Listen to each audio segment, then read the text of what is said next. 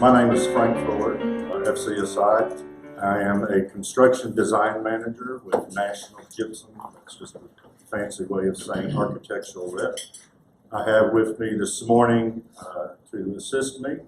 It'll be not only a presentation but a panel discussion to Thad Goodman, FCSI CCPR, Casey Robb, FCSI CCPR. And so I've known both of these guys for a long time, and I know they'll be a great asset to the conversation this morning. First of all, I have to say, I am from Dallas, so I'm very happy this morning. But don't let that detract from the presentation. St. Louis is part of my territory, as well as Kansas City also. So thank you for taking the time, since we're on time and territory management, to be here. Hopefully you will gain something from this presentation.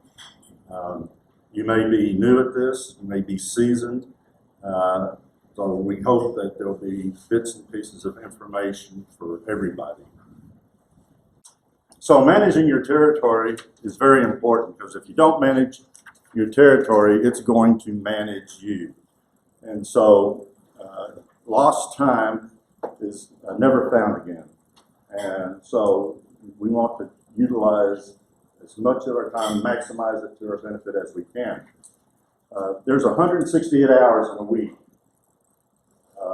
40 weeks per year that you work. This is the amount of time that you would work. So you're working approximately 229 days a year typically. So you've got 104 weekend days. You've got approximately 8 company holidays, and based on your vacation time, that comes into that. And then you have always the company meetings and stuff. So effectively, it gives us 229 days at 8 hours a day to work.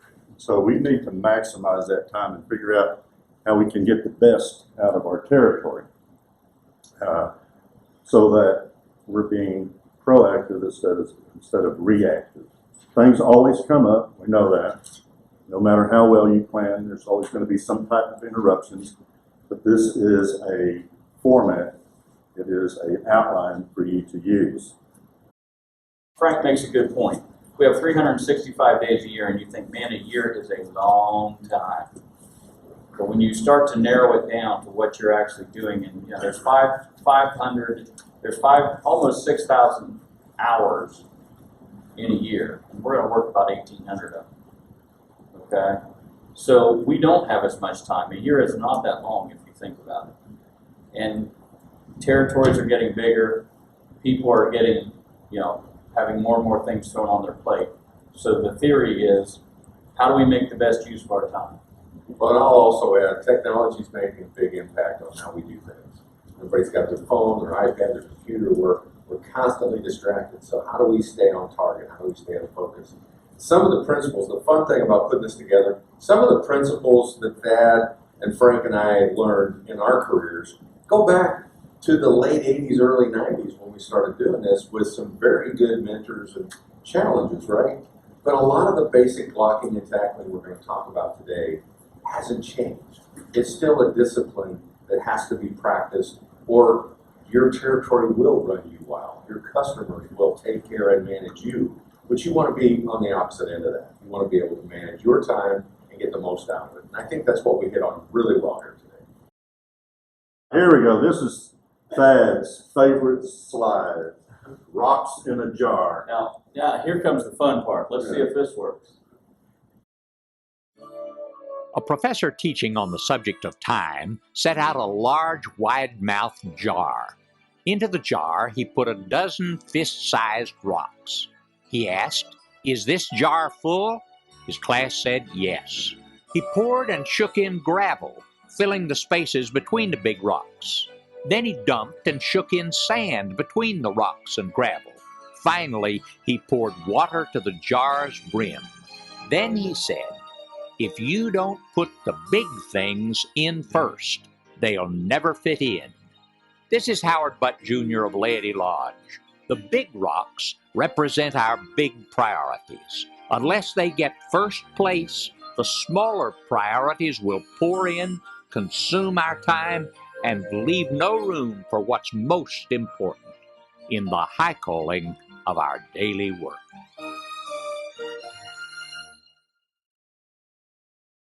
And at the end of the year, I sit down and I put out all the major things that I'm going to do, all my major goals, all the milestones that I want to hit. You know, a CSI conference like this was actually on mine in December of last year.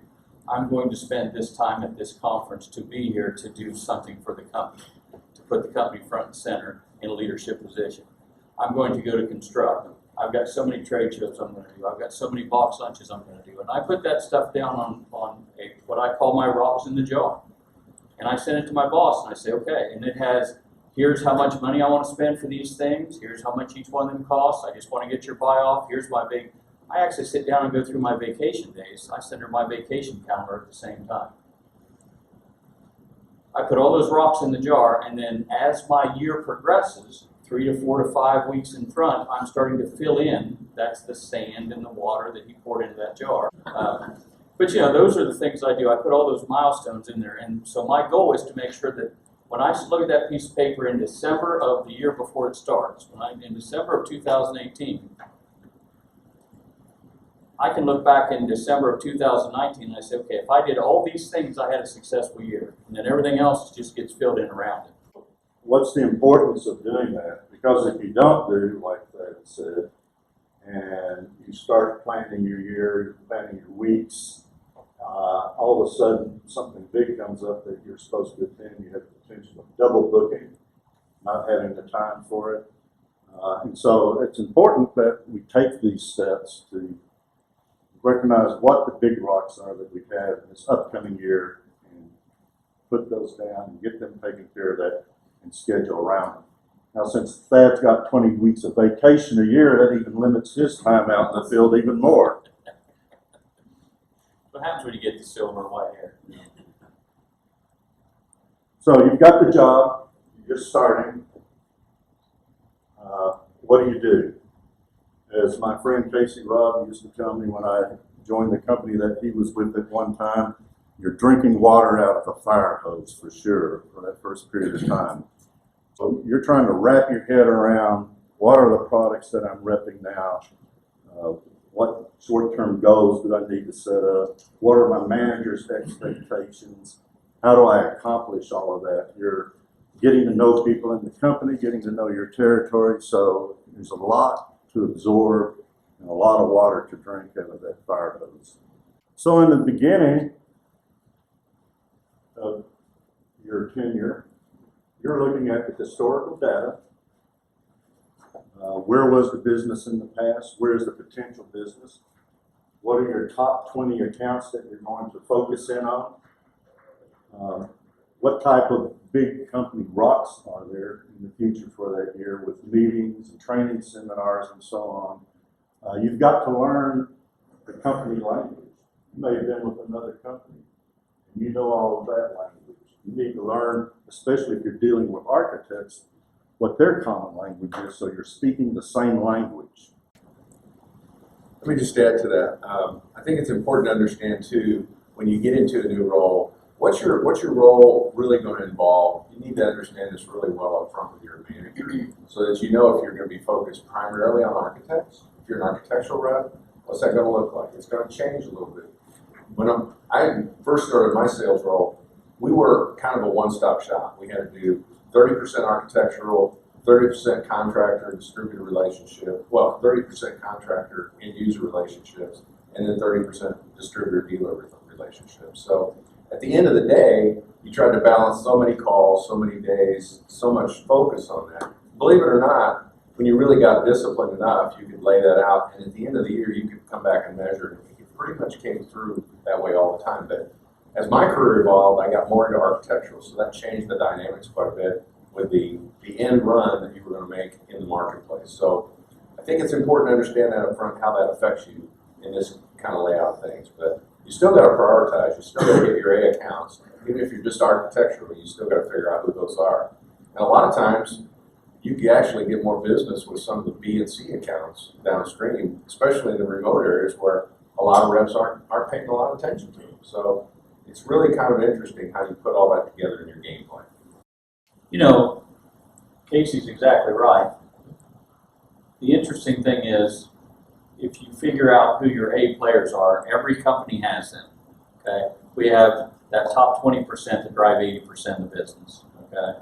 So when you come online, you should know where those people are right off the bat. You should go out immediately and introduce yourself to them. You should start to establish those relationships, because those are the people that are going to pay the bills and keep the lights on every single month. And then, like Casey says, then there's other players out in the marketplace, and you may not know them right away. So the interesting thing is there's typically big people in the marketplace that your company is dealing with, and there's big people in the marketplace that your company isn't dealing with. And I'll give you an example. I hired a fellow to take my place when I got promoted in another job. And we were going through Indianapolis, which was another market that I went. I said, okay, here's who we're doing business with right now. Here's one of the biggest players in the market. Here's the other player in the market right now that we're not doing business with, but you will do a lot of business with them. And he says, why? And I said, well, because they're younger, they like to drink, they love NASCAR, they have a great time, they all smoke. I said, I don't enjoy going in there, and I'm a fish out of water. You do all those things, and they will be one of your best customers. Now, because of the fact that he was younger, and I walked in, I'm the old guy, they're like, yeah, okay, he's here. We put him in the corner and hope he goes away quickly. Mark walked in, oh, we love you, man, you're fantastic, and they're taking him to NASCAR races within like 3 weeks, and he's young and he can go. I've got a family, didn't want to. So it's not just the fact that your company is doing business with one certain company doesn't mean that there aren't relationships that you can build either way. And as we talk about learning the company language, this particular fellow came from another gypsum company. And I said, look, you know the company, or you know the business, you know the products. I just need to teach you my company language, because every company has different requirements. And if you've ever worked for a different company, any of you that have changed companies, one person's really anal about expense reports, somebody else is really anal about weekly reports. Everybody has their own hot button. And so when you move company to company to company, you will learn what the hot buttons are. You will learn what the faux pas are that you shouldn't do and what you should be doing. That's all part of your learning process, and those are all some of the things that go on in the first 6 months. You're just learning them, and they're learning you. It's like the early rounds of a boxing match. Everybody's kind of feeling each other out. I might add that when you're looking at mapping out the travel schedule, this isn't just, in my mind, going from city to city, mapping that out. But I drill it down even more is living in Dallas, traffic is a mess. How long is it going to adequately take me in between appointments? Because the worst thing you want to do is schedule appointments on top of each other and not give yourself enough time to travel in between and to compensate for accidents, traffic tie-ups, and so on. So I always look at the number of appointments I set per day, where they're located, try to get them in the same geographic area, and factor in the travel time so that I'm not arriving 20 minutes late for an appointment that I have. So in 12 months, you need to stop and take a deep breath and kind of review what you've done, what's worked, what hasn't worked. As Brad said, maybe look at some other key players in the market. Maybe they're not on your A list. Maybe they're on your B list.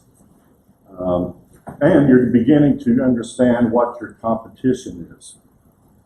And again, you're going to review your travel schedule and see what's worked. How much time, if you've got a large territory especially, you've got to really focus in on that. How much time are you going to be spending in Kansas City or St. Louis or Chicago? Some markets are bigger and they have to schedule longer stretch of time. Don't stop and do this when you're trying to take vacation either. No. To try to catch up. No. You want to stay ahead of this curve. Yeah. Plan ahead to have a time where you can reflect on what's going on and try to make some adjustments along the way, because you're going to have that. Everybody's got a great plan when they go into the ring, right?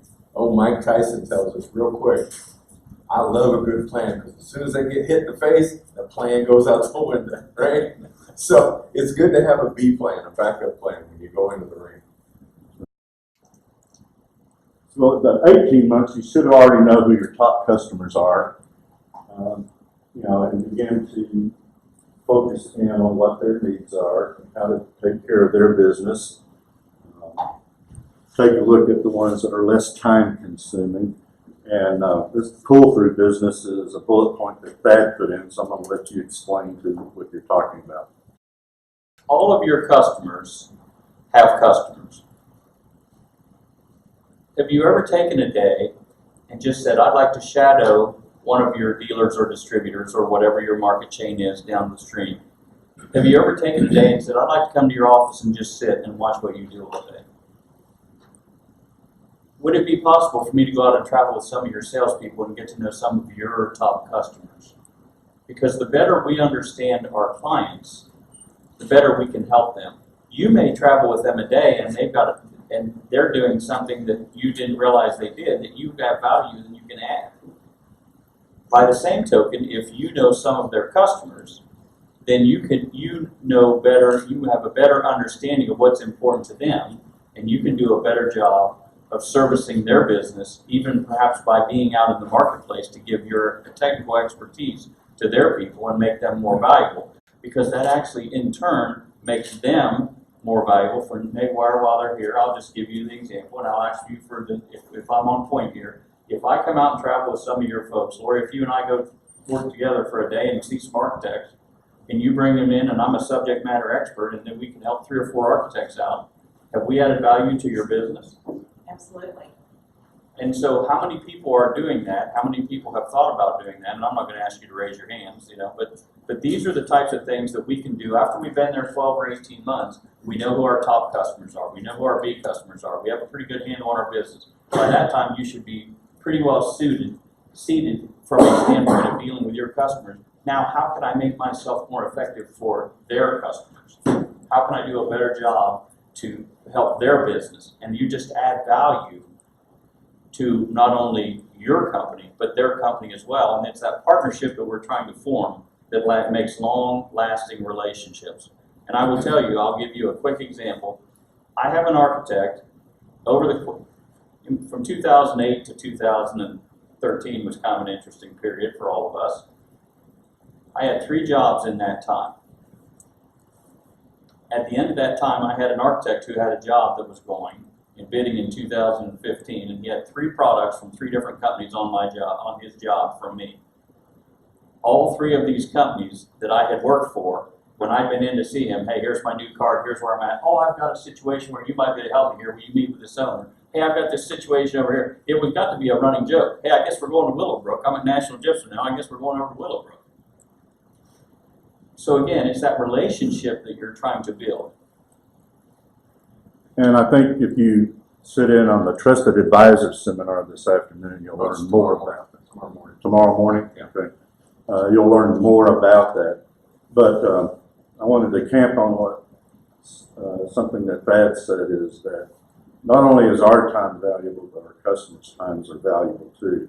And when you take sales training programs like we had to take one at DuPont called Miller Heinemann, one of the first things you learn is to always have a valid business reason to go in and visit with that customer so that he knows exactly what you're doing, what you're talking about, and you're not just there to catch up and talk about your fishing and hunting trip, which is important in building a personal relationship.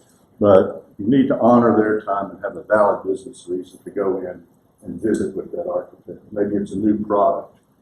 Maybe it is project related. Maybe you want to make sure that you're on, but make sure that he's aware when you come in what that is. So that's important to honor their time as well. I just say, I actually did this with when I came into the business that I'm in 20 years ago. I went to one of my top accounts and I actually worked in their office for 2 weeks. And he introduced me to his employees as a new employee. So not only was it interesting to do that because I had to do all the groundwork, everything like that, but the biggest thing I still talk about is when other reps would come in, the way that their office was set up, they had a pool of desks, and I'm in the cement industry, so this was a ready-mix concrete plant. So they would come in, the reps would come in, and they had a stool, and they would sit kind of like Casey up there, and they'd sit behind the counter and they'd talk. And after that rep was, if that rep didn't have a value for why he came in, nobody addressed that rep. They just let him sit there. And he would, many times they sat there for 15, 20 minutes, didn't say a word and got up and left. The owner of the company would stop after that rep left, and they would go around and critique what that person brought. And was our time well spent? And every time I go into that customer now, I always make sure I have something of value to bring, because I know that's what he's doing to his employees. Well, and especially when you're at 18 months, you better start to bring value to that conversation, right? You know what's being specified, you know who the key players are, you know where the relationships are starting to build, but at 18 months, you're still learning how to bring value to that end customer.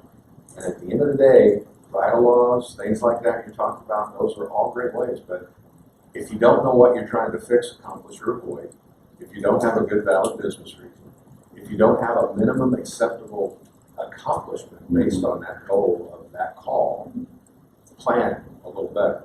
Because at the end of the day, that's how you move the process forward and you actually bring value to your customer and hopefully their end customer at the end of the day.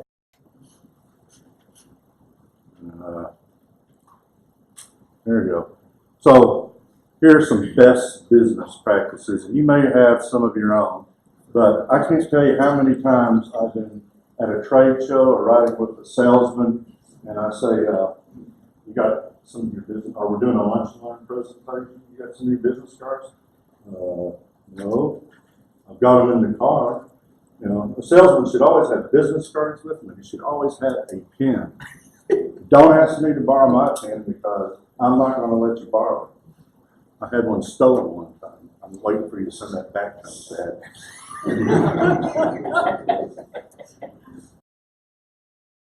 So this is important too. You have your samples, all the samples that you need. I'll go into an architect's office sometime, and I might be talking about acoustically enhanced drywall, thinking that that's my valid business reason for being there.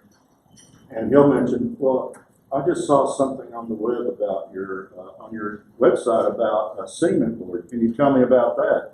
And if I don't have literature or samples of that product, I'm missing an opportunity to talk to that architect about another product that we have. So have the complete samples in your car.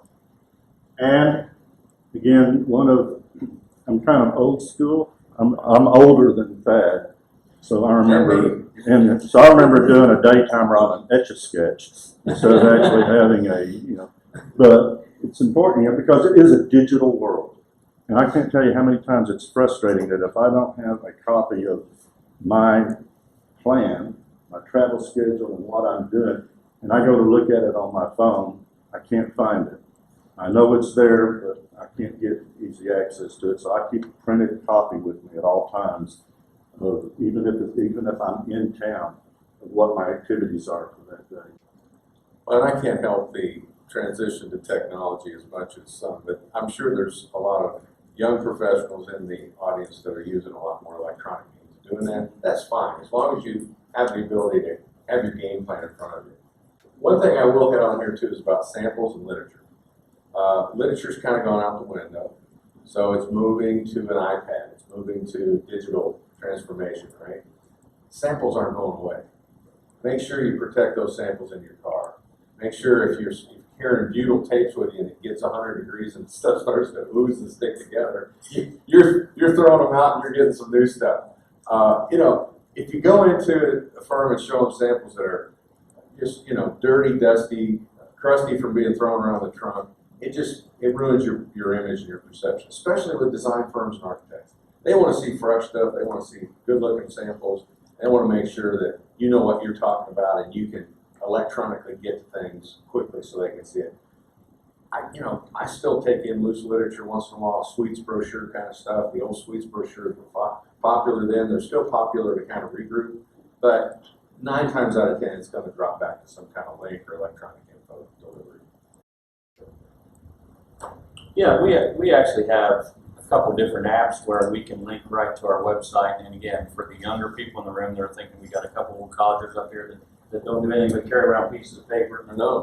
Typically when I'm sitting in front of an architect, we can have a discussion. I can say, yeah, let me send you a link on that, and I can put it on his desktop immediately, which is the way that we typically work in today's world. So whether it's that link or whether it's a piece of paper or whether it's a Sweets brochure, but Casey's right about the samples. You know, and Frank is exactly correct about the samples. Make sure you're prepared to make some sort of presentation, because it does make a difference. We're a visual industry. If you can touch it, if you can feel it, if your client can see it, it'll have a greater impact. You also want to make sure that you always have presentation materials with you, whether you're doing the presentation or not. Not only just the presentation itself, but whatever leave behinds that you're going to have.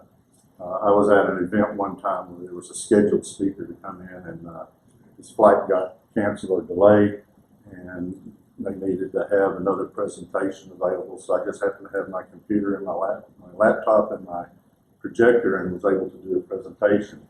But it's always good to take something in to leave behind. And you're smiling, so you must have a great story. I do. I was thrown into the wolves a time or two with these presentations you're talking about. How many times you have a box lunch go astray, right? Get ready to do a program, things fall apart. You got 4 important people in the room. That's all you end up with, and they got 15 minutes. They don't have an hour. What do? Now we did this at a national sales meeting with a group of business development people. We were all prepared to go to the plant and present to our leadership team on our latest AIA program. So what's that, 60 slides in an hour, right? We're going to rock and go, right? And we're all prepared to give this new presentation.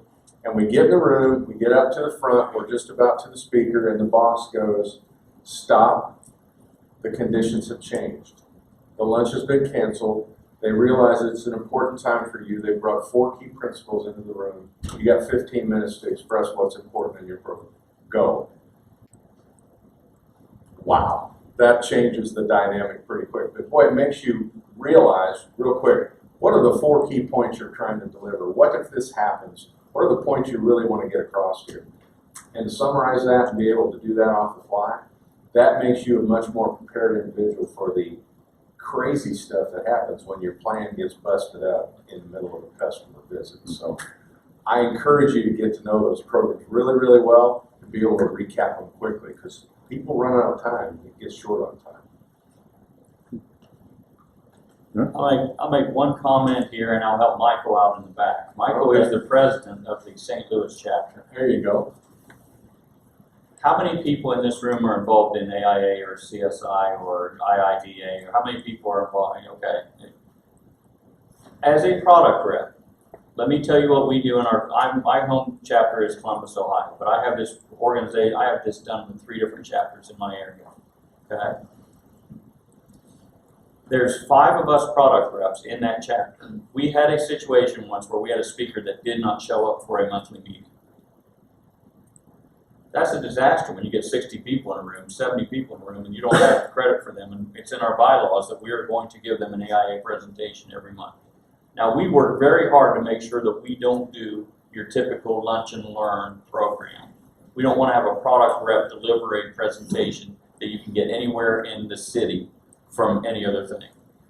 But in that particular case, as long as you can put some kind of credit on their resume, and as long as you can have entertained 60 people, because not everybody in there is going to be a chapter member. We have guests every month that we bring in.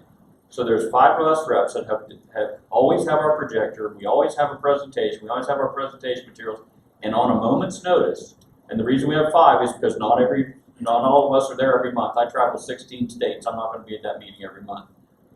But on a moment's notice, if I get a call, if the speaker doesn't show up, I can go out to my car and I can give a presentation in front of our group that will count. Now, we have 3 or 4 that are less product delivery. We have one called Understanding UL Directories. So every architect in the room deals with UL. It's a more generic one, and that's the one I've chosen. So it's not your typical lunch and learn. But that helps out the CSI chapter. They never have to worry that they're ever going to get stuck if a speaker gets stuck in the snow, in the rain, if they have an accident on the way there, if there's a problem. And you've added value to your chapter. I would suggest to everybody in this room that they would go to their chapter president and they would ask, do we have a program like this? Could I start a program like this? And I'd like to put my name on the list, because it puts you in a leadership position. It makes you it starts you down the road to be a trusted advisor, and it helps your chapter out and puts you front and center in front of 50 or 60 other people. Just a thought. So whether your primary job is just to call on architects only, or if you're calling on architects and also working the sales chain, you need to understand the whole process of prospecting and that sales funnel right there, moving it down from prospecting to closing the sale so that you can have an effective will of success. My job is to primarily work with architects, but also to track projects and to give those leads to our salesmen so that they can go in and close the sale. And Casey, you've done a lot with sales, so you know the importance of this. You want to add something to it? Absolutely, I'm glad to. The sales funnel is pretty common language with most people, and realizing the broad complexities of prospecting, you can definitely get a lot of leads. And the leads can take you down a lot of different paths and sometimes end up wasting your time. If you use a prioritization system like this, you can weed out the prospects that you don't believe are good opportunities and narrow that list down to the ones that are really going to count. This one's a lot like putting the right rocks in the bucket first before you fill it up with sand and pebbles. Because if you fill it up with sand and pebbles, you're going to be chasing your tail all day long and forget about the rocks. So I think this is a great example of how to do that, and working your way through the sales funnel, the sales process, really takes it from prospecting down to a holistic lead that you can actually have some success with. And being able to manage these is a really key part of territory management. Well, I'm old enough and I've been around long enough that I remember when Dodge used to mail packets of leads. So you get these big, thick envelopes, once a day or twice a day or every week, and you're going through those. Now everything is electronic, but using things like Dodge and some of the other ones out there to get an idea of I-squared, not I-squared, is it I-squared? Yeah, I-squared, using it to mine your data, mine your leads, see what's going on. Maybe the project, it's an architectural firm has a project that's already in the construction phase, and you know that you're not going to get in there this time, but your products may or may not be specified. That generates a lead for you to go in and visit with that architect.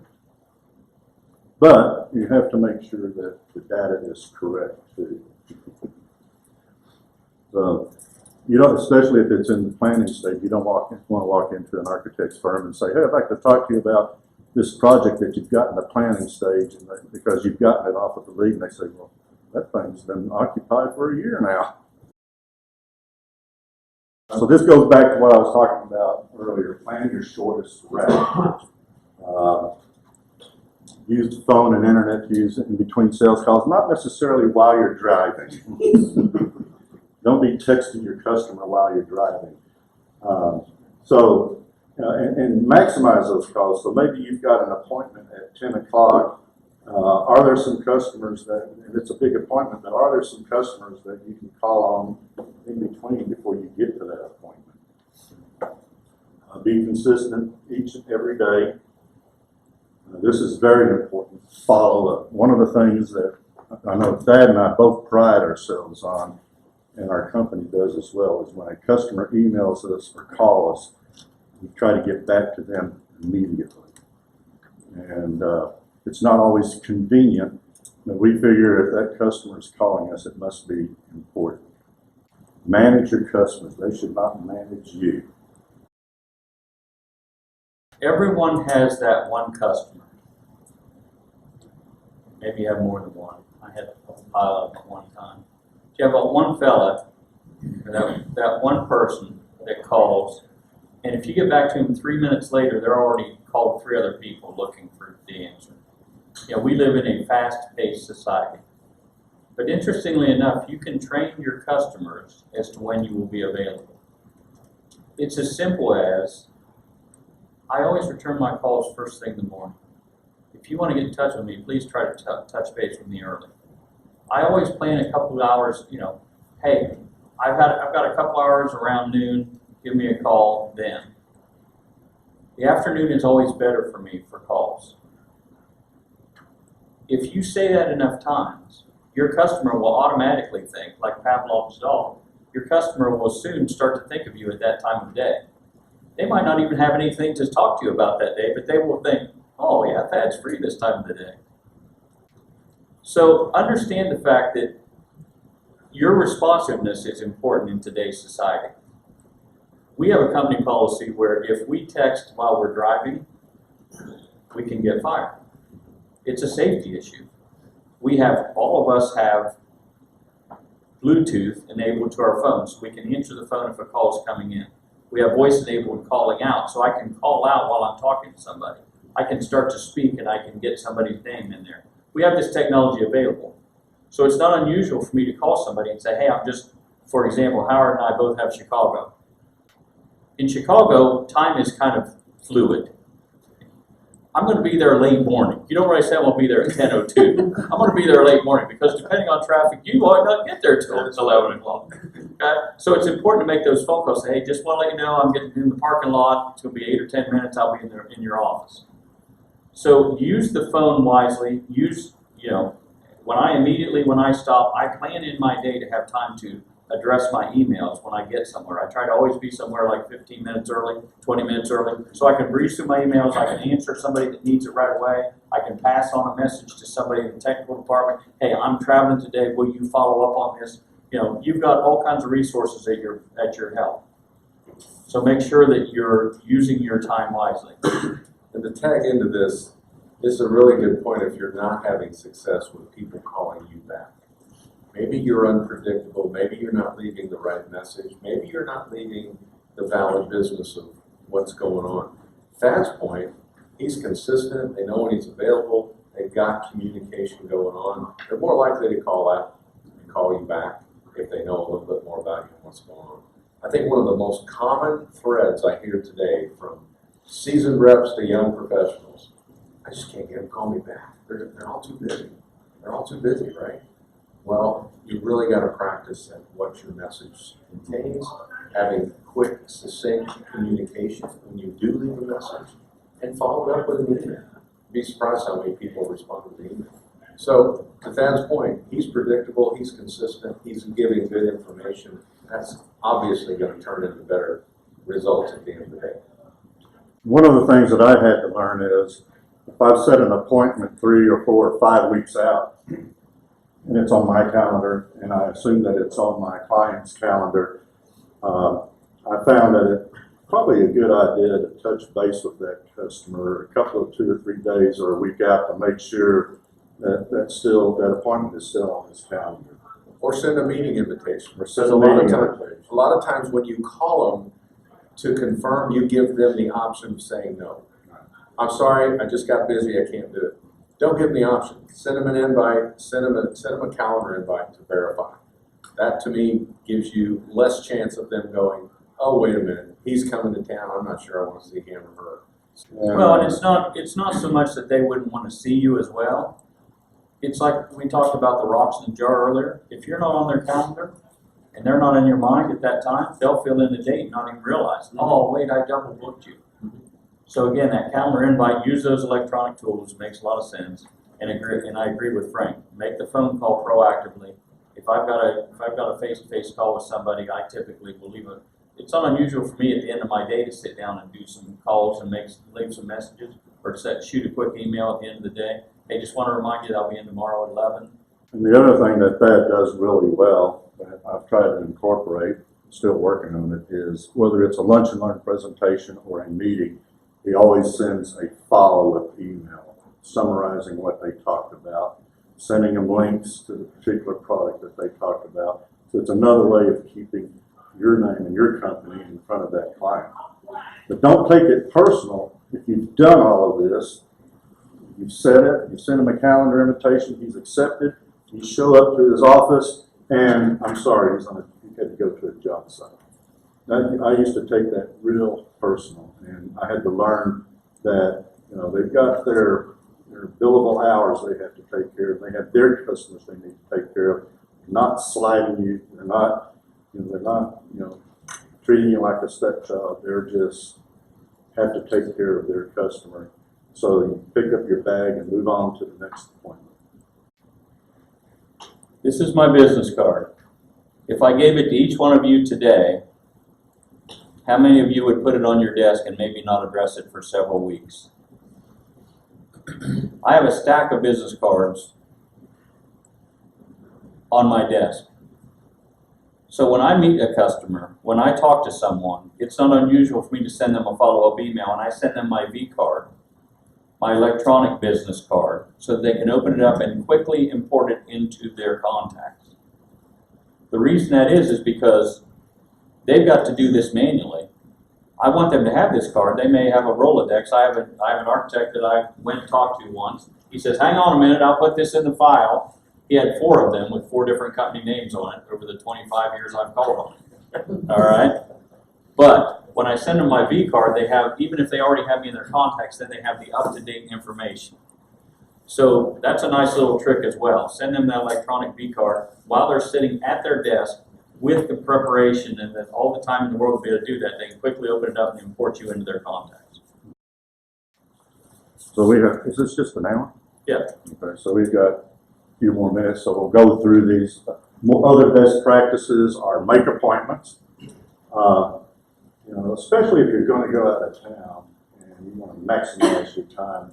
You don't just want, sometimes you have to make a cold call, you know, just to get people's names, but your time is going to be more effective if you can actually sit down in front of that customer and get FaceTime with them. So try to make an appointment. Do your research, get as much information about your client in advance. There's nothing more embarrassing than to go into a client and not even know what their business is, what type of projects they work on. You need to, you know, if you're doing a lunch and learn presentation for them or a meeting, go in there and look at their projects and see if it's even the type of project your products would be used on, because you don't want to waste their time and you don't want to waste their time either. If it's on the internet, you should know it before you call. So don't go in and say, hey, what kind of projects do y'all do? You know, give them the information, let them know that you've taken enough interest in their business to know that you've got a product that can help them with their projects. Make the right calls. We have, like Thad said, we have a series of presentations that we do, and sometimes we send that to a receptionist or somebody that does the scheduling, and she picks out the presentation. And I had that happen about 2 years ago, and went and did the one on acoustically enhanced gypsum. And I'm sitting there and I'm going through the presentation, and I'm just looking at blank faces. And so afterwards, I went up to one of the principals that I knew from my old job, and I said, was I off track here, or is the presentation not good? What is it? He said, well, we don't do that. We don't use that. And I said, oh. I said, well, this is a presentation y'all picked out. And he said, well, I guess we've got to work on that. So, well, that's one I ran into in Chicago this week. Was a firm I'd never really done business with, and I know quite a few of them in Chicago from my activities with CSI and stuff. I'd never heard of this firm being involved with building enclosure stuff, right? So I go look them up on the internet, do a little research on it. They're an ABA compliance firm. That's their bread and butter. That's their core business. So I'm calling a rep. I'm calling this person, that person. I finally called the firm. I said, how many are going to show up for our lunch line? We got 22 scheduled. I said, will you have 22 architects that are involved in building enclosure being in that room? She goes, oh yeah, that's what we're doing now.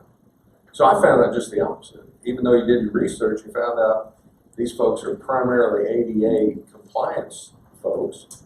You get in the room, you start, to help the local team deliver a message, and you find out, hey, they just hired, 22 building envelope architects that are going to start building buildings in a very proactive way. We ran into a little gold mine doing it that way. So the opposite can happen too. it reminded me of something. How many times have you gone to go to an office, set the appointment, go to the office, and you walk up to the door and it says moved? Always confirm that office address before you drive across town and go call them and find out that you're in the wrong place and they're 20 minutes away, you've only got 10 minutes to get there. Well, you've been living through that in Dallas. With All HKS, the and Perkins time. and Will. HKS, Perkins and Will, Gensler, They're all moving Yeah. targets. I had a rep, we were supposed to be on Olive in Creve Coeur, he was on Olive Street downtown. Oops. Yeah, exactly. So the phone is your best tool. Why did you make that comment? The phone is your best tool. Literature, appointments, contact, communication, email, voicemail, text, GPS. GPS, internet searches, information. This is so much different than when we started. That's what I was Okay. just about to say. You know, so yes, make sure, and again, anybody that's less than 40 years old, 35 years old, grew up with one of these. A lot of us old collegers didn't, so just use it correctly. We've got about 4 minutes left, yes. With all this, we're going through, well, we use Salesforce at work for CRM. I'm sorry to hear Bless your that. heart. Sorry to hear Yeah, that. we're going through that right now. Because we're just taking on a whole new line of it. Are you guys using that? Yes. Some very good. The 90% rule is yes. Yeah. My company has asked me about it, and I used it at 2 other companies, and I said, if you want to kill the productivity of your workforce for the next 8 months and reduce it overall for the rest of your lifetime by about 25%, let's go ahead and start with it. Yeah. There's actually ways to make it work for you. Well, we that I've actually seen work had it well. for 3 years and nobody used it, so we come out with a new version. Yeah. And actually, it's showing all of our, we have a dashboard, I don't know if you guys put the Yes. dashboard out. Oh, yeah. So we have the dashboard, that's our new model right now. Yeah, good luck with that. There are plenty of companies out there to consult with you on how to build Salesforce for your environment. I'd say 80% of them are terrible because they want to flush all the data out they can. The 20% that keep it simple and organized and useful tools for you in the field in front of the customer, those are the ones you got to find. And they're out there. There's some really good ones out there. So quickly, we'll go through the 10 commandments of time management. We'll just highlight them and then we'll leave some time for questions. Thou shalt not multitask. Thou shalt not confuse immediate with important. Thou shalt not dive into office intrigue, politics, gossip. Remember, the weekends are for relaxing. Make sure that you take time for yourself and for your family. Honor the concept of prioritization. Thou shalt not kill the messenger. Yeah. That's a good one. Don't lose focus. Don't let your time be stolen. Above all, don't get discouraged because you will run into those days where you've got it mapped out and something will come up and distract you from that. And you just have to keep going. And don't keep score. We're not going to do it at this session, but we have a whole hour-long presentation that Casey and I do called Lunch and Learns, preparation and information. But just to quickly address your point, every one of us is very, very technical with what we do. If you've done this job for very long, I've been in the drywall business all my life. There's people in this room who've been in the concrete and the tile business all their life. They can talk above everybody's head if they want to, and sometimes you do by mistake. The secret is, can you relate it? Can you, I hate to use this term, but can you dumb it down to the point? I'm in technical marketing. We have a physical engineer on our technical line, and when he calls an architect and gives them an answer, sometimes they walk away with more questions than they came out with. The theory is, can you put it in terms that your audience can understand? Can you get to the point where you can bring it down to the level in which everybody in the room, whether it's one of the interns in the office, the architectural intern in the office, or the most seasoned person, can at least understand what you're saying? So you're right, you can overcomplicate anything if you want to. And it's just a matter of, sometimes the best way to do it is to have one of your newest employees go in and sit in on one of your presentations or go into some sales calls with you. Okay, how did that sound? I've never done a sales call that I don't go in without an objective. We talked about this. And when I travel with somebody else, the very first thing I say when I leave that room to them is, how did that go? What did you hear? Where did you get out of what we just did? What's your impression of what happened? And it's amazing, two people from the same company in the same room, talking about the same thing could come out with totally different information from that call. Here's what I saw. Here's what I saw. So again, I would suggest if you have one of those situations, take somebody else from the firm and then ask one of your trusted advisor architects, one of your people sitting in the audience, can you sit in on this? I know you're the spec writer. Maybe you don't normally do this. Can you sit in on this and just tell me how I'm being received? You know, your comment was a very good one. You worked in that distributor's office where when they left, they critiqued the rep. You know, we all need to be self-aware and correct ourselves on a regular basis.